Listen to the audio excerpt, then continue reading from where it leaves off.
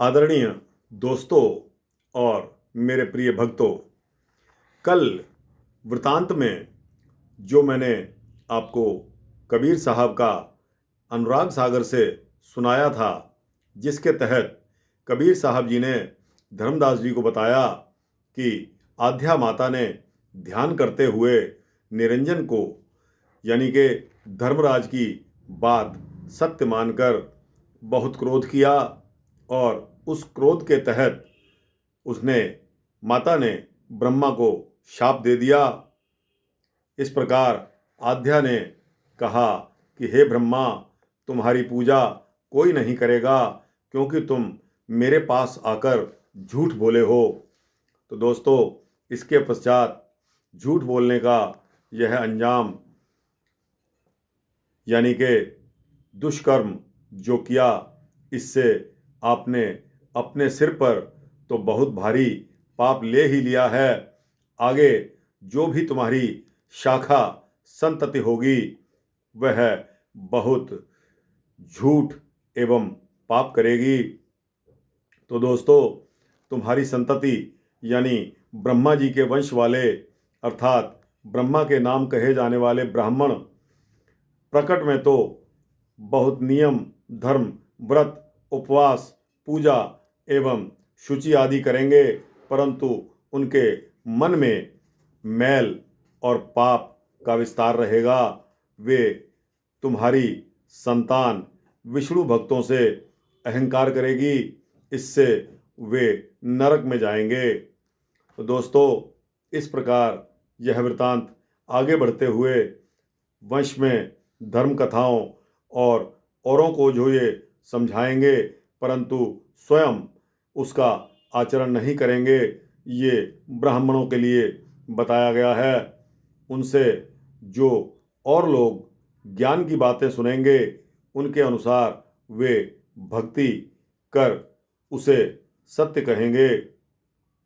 तो दोस्तों, परमात्मा का ज्ञान एवं भक्ति को छोड़कर दूसरे देवताओं को ईश्वर का अंश बताकर उनकी भक्ति पूजा कराएंगे, औरों को निंदा करके चिरकाल तक के सुख के मुख में जाएंगे। अनेक देवी देवताओं की बहुत प्रकार से पूजा करके यजमानों से दक्षिणा लेंगे और दक्षिणा के कारण पशु बलि में पशुओं का गला कटवाएंगे या दक्षिणा के लालच में यजमानों को बेवकूफ़ बनाएंगे। इस तरह भक्तों, ये आप स्वार्थी होकर अपने स्वार्थ सिद्धि का ज्ञान सुनाएंगे और संसार में अपनी सेवा पूजा करवाएंगे, अपने आप को ऊंचा और औरों को नीचा बताएंगे।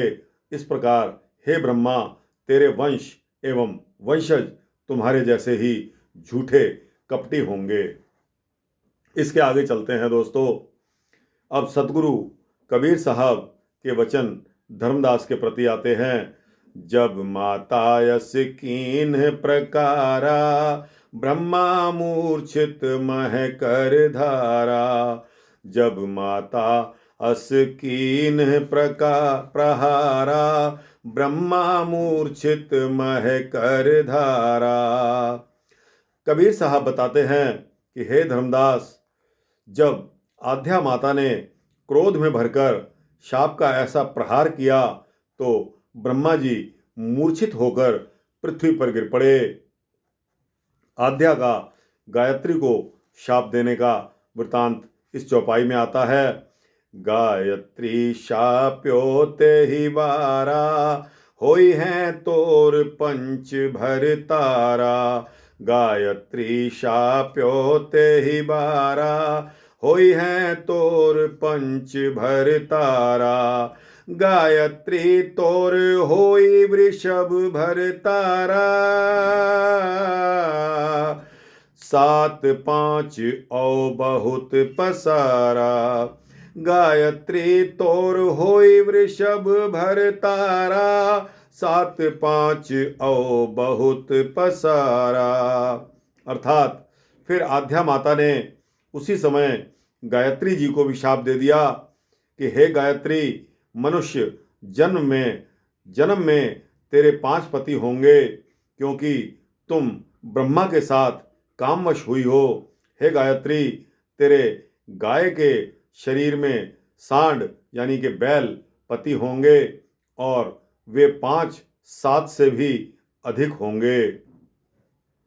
इसके पश्चात चौपाई आती है। धर अवतार अखज तुम खाए, कस तुम मिथ्या वचन सुनाए।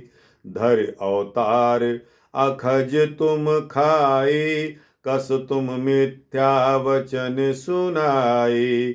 निज स्वार्थ तुम मिथ्या भाखे, निज स्वार्थ तुम मिथ्या भाखे। कहा जन यह दीनी साखी, कहा जन यह दीनी साखी। अर्थात पशु योनि में तू गाय बनकर जन्म लेगी और न खाने योग्य पदार्थ खाएगी। तुमने झूठे वचन क्यों सुनाए? अपने स्वार्थ के लिए तुमने मुझसे झूठ बोला, यह सोचकर तुमने झूठी गवाही दी है। दोस्तों और भक्तों, इसके आगे चलते हैं, चौपाई में आते हैं। मान शाप गायत्री लीनी, सावित्री तब चितवन कीन्ही। मान शाप गायत्री लीनी, सावित्री तब चितवन कीन्ही। गायत्री ने अपनी गलती मानकर आद्या माता के शाप को स्वीकार कर लिया। इसके पश्चात आद्या माता ने सावित्री की ओर दृष्टि की, यानी कि नज़र की। अब आद्या का सावित्री यानी कि पुहपावती को शाप देने का वृतांत इस चौपाई में आता है। पुहपावती निज नाम धरायहो, मिथ्या कह निज जन्मन छायहु। पुहपावती निज नाम धरायहु, मिथ्या कह निज जन्मन छायहु। सुनहु पुहपावती तुम्हारो विश्वासा, सुनहु पुहपावती तुम्हारो विश्वासा। नहीं पूज हैं तुमसे कछु आशा, नहीं पूजी हैं तुमसे कछु आशा। आद्या माता ने सावित्री से कहा कि तुमने अपना सुंदर नाम पुहपावती रखवा लिया, परंतु झूठ बोलकर तुमने अपने जन्म का नाश कर लिया है। हे पुहपावती, सुन, तुम्हारे विश्वास पर तुमसे कुछ भी आशा रखकर कोई तुम्हें नहीं पूछेगा। इसके पश्चात भक्तों चौपाई आती है। होए कुगंध ढौर तव बासा, भगतहु नरक काम गही आसा। होए कुगंध ढौर तव बासा, भुगतहु नरक काम गही आसा। जो तोहि सींच लगावे जानी, ताकर होए वंश की हानि। जो तोहे सींच लगावे जानी, ताकर होए वंश की हानि। अब तुम जाए धरो अवतारा, क्योड़ा केतकी नाम तुम्हारा। अब तुम जाए धरो अवतारा, क्योड़ा केतकी नाम तुम्हारा। अब दुर्गंध के स्थान पर तुम्हारा वास होगा। काम विषय की आशा लेकर नरक की यातना भोगो। जानबूझकर जो तुम्हें सींच कर लगाएगा उसके वंश की हानि होगी। तुम जाओ और वृक्ष बनकर जन्मो, तुम्हारा नाम केवड़ा केतकी होगा। सतगुरु कबीर साहब के वचन धर्मदास के प्रति आते हैं छंद के रूप में। भय शाप वश तीनों विकल, मतिहीन छिन कुकर्म ते। भय शाप वश तीनों विकल, मतिहीन छीन कुकर्म ते। यह काल कला प्रचंड कामिनी, डस्यो सब कहम चर्म ते। यह काल कला प्रचंड दामिनी, डस्यो सब कहम चर्म ते। ब्रह्मादि शिव सनकादि नारद, ब्रह्मादि शिव सनकादि नारद, को ना बच भाग हो, को ना बच भाग हो। सुन धर मन बिरला बची हैं, सुन धर मन विरला बची हैं। शब्द सत सो लागे हो, सुन धर मन विरला बची हैं। शब्द सत सो लागे हो। सदगुरु कबीर साहब धर्मदास जी को कहते हैं कि माता अष्टांगी के शाप के कारण वशीभूत तीनों ब्रह्मा जी, गायत्री जी और सावित्री जी बहुत दुखी हो गए। अपने पाप कर्म से वे बुद्धिहीन और दुर्बल हो गए। वस्तुतः काम विषय में प्रवृत्त कराने वाली कामनी स्त्री काल रूप काम की अति तीव्र कला है। इसने सबको अपने शरीर के सुंदर चर्म से डसा है। शिव ब्रह्मादि सनकादि एवं नारद मुनि, जैसे कोई भी भाग कर इससे बच नहीं पाए। हे धर्मदास जी सुनो, इससे तो कोई विरला संत साधक ही बच पाता है, जो सतगुरु के सत्य शब्दों को अच्छी तरह से अपनाता है। अब सोरठा आता है। सत्य शब्द पर ताप, काल कला व्यापै नहीं। सत्य शब्द पर ताप, काल कला व्यापै नहीं। निकट न आवे पाप, निकट न आवे पाप, मन वच कर्म जो पद गहे। निकट न आवे पाप, मन वच कर्म जो पद गहे। सतगुरु कबीर साहब के सत्य शब्द जान के प्रताप से यह काल रूप काम कला जीवन में नहीं फैलती। जो कल्याण की इच्छा रखने वाला भक्त मन वचन कर्म से सतगुरु के श्री चरणों को ग्रहण करता है, पाप उसके पास नहीं आता। इसके पश्चात छंद आता है। शाप तीनों को दे लियो, मन माही तब पछतावई। शाप तीनों को दे लियो, मन माही तब पछतावई। कस करहि मोहि निरंजना, कस करहि मोहि निरंजना। पल क्षमा मोहि न आवई, पल क्षमा मोहि न आवई। अर्थात निरंजन का आध्या को शाप देना। आकाश बानी तबै भई, यहु काह कीन भवानिया।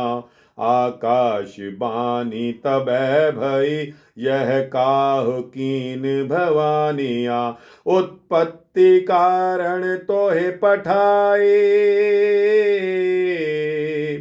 उत्पत्ति कारण तोहे पठाए। कहा चरित यह ठानिया, कहा चरित यह ठानिया। तीनों को शाप देने के पश्चात माता आध्या मन में पछताने लगी। निरंजन से डरती हुई वह सोचती है, यानी कि धर्मराज से डरती हैं और सोच रही हैं कि शाप देते समय मुझे पल भर भी दया नहीं आई, क्षमा मेरे मन में नहीं आई। अब ना जाने धर्मराज मेरे साथ कैसा व्यवहार करेंगे। उसी समय आकाशवाणी हुई कि हे भवानी, तुमने यह क्या कर दिया। मैंने तो तुमको सृष्टि उत्पत्ति के लिए रचना किया था, भेजा था, परंतु तुमने सृष्टि की रचना ना करके यह शाप देने जैसा क्या चरित्र रच डाला है। इसके पश्चात सोरठा आता है। नीच है ऊंच सताए, बदल मोहि सो पावई। नीच है ऊंच सताए, बदल मोह सो पावई। द्वापर युग जब आए, तुम्हें ही पंच भरतार हो। द्वापर युग जब आए, तुम्हें ही पंच भरतार हो। हे भवानी, ऊंचा बलवान ही नीच दुर्बल को सताता है और यह निश्चित है कि इसके बदले में वह मुझसे दुख पाता है। तू बड़ी थी, वह छोटे थे, तुम्हें उन्हें क्षमा कर देना चाहिए था, परंतु तुमने तो उनको शाप दे डाला। इसलिए जब द्वापर युग आएगा तब तुम्हारे भी 5 पति होंगे। तो दोस्तों, द्वापर युग में 5 पति किसके थे भला, आप याद रखिए। और उसके पश्चात मैं आपसे यह सवाल पूछूंगा। अब आध्या का निडर होना चौपाई के अंदर दिया गया है। शाप ओयल जब सुनयो भवानी, मन सन गुने कहा नहीं बानी। शाप ओयल जब सुने भवानी, मन सन गुने कहा नहीं बानी। ओयल प्रभाव शाप हम पाया, अब कहा करब निरंजन राया। ओयल प्रभाव शाप हम पाया, अब कहा करब निरंजन राया। तोरे बस परी हम आए, तोरे बस परी हम आए। जस चाहो तस करो उताई। तोरे बस परी हम आए, जस चाहो तस करो उताई। अर्थात जब माता आध्या भवानी ने अपने दिए गए शाप के बदले में अपने लिए निरंजन का शाप सुना तो मन में उसका सोच विचार किया, परंतु मुंह से कुछ नहीं बोली। वह सोचती रही कि मैंने बदले में शाप पाया। अब हे धर्मराज, हे निरंजन, मैं क्या करूं। मैं तो तेरे वश में पड़ी हुई हूं। जैसा चाहो वैसा मेरा उपाय करो, जैसा चाहो वैसा मुझसे व्यवहार करो। विष्णु का गौर से शाम होने का कारण चौपाई में दिया गया है। पुनि कहे माता विष्णु दुलारा, सुनहु पुत्र एक वचन हमारा। पुनि कही माता विष्णु दुलारा, सुनहु पुत्र एक वचन हमारा। सत्य सत्य तुम कहो बुझाए, पित पद परसन जब गए भाई। सत्य सत्य तुम कहो बुझाए, पित पद परसन जब गए भाई। प्रथमहु तो तुव गौर शरीरा, कारण कौन श्याम भय धीरा। प्रथमहु तो तुव गौर शरीरा, कारण कौन श्याम भय धीरा। अर्थात माता आद्या ने विष्णु को दुलारते हुए प्यार करते हुए कहा कि हे पुत्र, तुम मेरी एक बात सुनो। तुम मुझे सच सच समझाकर बताओ कि हे भाई, जब तुम पिता के चरण स्पर्श करने गए थे तब क्या हुआ।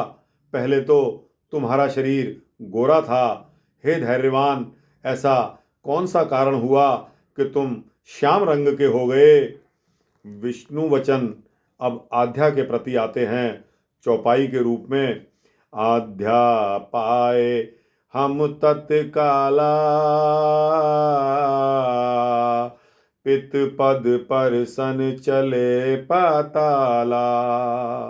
आध्या आज्ञा पाए, यहाँ माफ कीजिएगा, आध्या शब्द निकल गया, आज्ञा है। आज्ञा पाए हम तत्काला, पित पद पर सन चले पताला। अक्षत पुह पुलीन कर माहा, चले पाताल पंथ मग जहाँ। अक्षत पुह पुलीन कर माहा, चले पताल पंथ मग जहाँ। अर्थात विष्णु जी ने माता आद्या से कहा कि हे माता, तुम्हारी आज्ञा पाकर मैं उसी समय पिता के चरण स्पर्श करने पाताल लोक की ओर चल दिया। मैंने अपने हाथों में अक्षत और पुष्प लिए उसे उसी ओर चला जहाँ पाताल की ओर जाने का मार्ग था। इसके पश्चात चौपाई आती है। पहुँच शेष नाग पह गयों, विष के तेज हम अलसयहूँ। पहुँच शेष नाग पह गयों, विष के तेज हम अलसयऊ। भयो श्याम विष तेज समावा, भई आवाज अस वचन सुनावा। भयो श्याम विष तेज समावा, भई आवाज अस वचन सुनावा। अर्थात चलते हुए मैं शेषनाग के पास पहुंच गया। वहां उसके विष के तेज से मैं सुस्त हो गया। मेरे शरीर में उसके विष का तेज समा गया, जिससे यह शरीर श्याम रंग का हो गया। तब एक आवाज आई और उसने वचन सुनाया। वो वचन चौपाई में दिया गया है। भक्तों, आओ चौपाई पढ़ते हैं। अहो विष्णु माता पह जाए, बचन सत्य कहियो समझाई। अहो विष्णु माता पह जाए, बचन सत्य कहियो समझाई। सतयुग त्रेता जे हैं जबहि, द्वापर हुए तीसर पद तबहि। सतयुग त्रेता जय हैं जबहि, द्वापर हुए तीसर पद तबहि। तुम हो कृष्ण अवतारा, लय हो सो कहो बिचारा। तब तुम हो कृष्ण अवतारा, लय हो सो कहो बेचारा। अर्थात विष्णु, तुम अपनी माता के पास वापस लौट जाओ। तुम्हें यह सत्य वचन समझाकर कहा जाता है, जैसे ही सतयुग एवं त्रेता युग बीत जाएंगे तब ही तीसरा युग द्वापर युग होगा। तब तुम्हारा कृष्णावतार होगा। उस समय तुम शेषनाग से अपना बदला लोगे। मैंने यह विचार करके कहा है। इसके पश्चात दोस्तों, वृतांत बहुत ही मनोहरी, सुंदर और भयानक भी हो जाता है और समय इजाज़त नहीं देता कि इससे आगे मैं आपको कृष्णावतार के बाद का वृतांत आपको सुना पाऊँ। दोस्तों, सुनाऊंगा ज़रूर, लेकिन अगले वृतांत में। दोस्तों, यह वृतांत आपको कैसा लगा? अगर अच्छा लगा हुआ हो तो दोस्तों इसको लाइक और शेयर करके अपने जैसे जिज्ञासुओं को, भगवान भक्तों को, भगवत भक्तों को ज़रूर भेजिएगा। आपका भी परोपकार होगा और दूसरे लोग भी इसको पढ़कर, सुनकर आनंदित होंगे, उनका भी परोपकार होगा। दोस्तों, यह वृतांत आपको कैसा लगा? कमेंट्स बॉक्स में जाकर अपने कमेंट्स ज़रूर दीजिए। अगले वृतांत के लिए आपसे छुट्टी चाहता हूँ। तब तक के लिए जय श्री कृष्ण, जय श्री राम, जय श्री कबीरदास जी महाराज।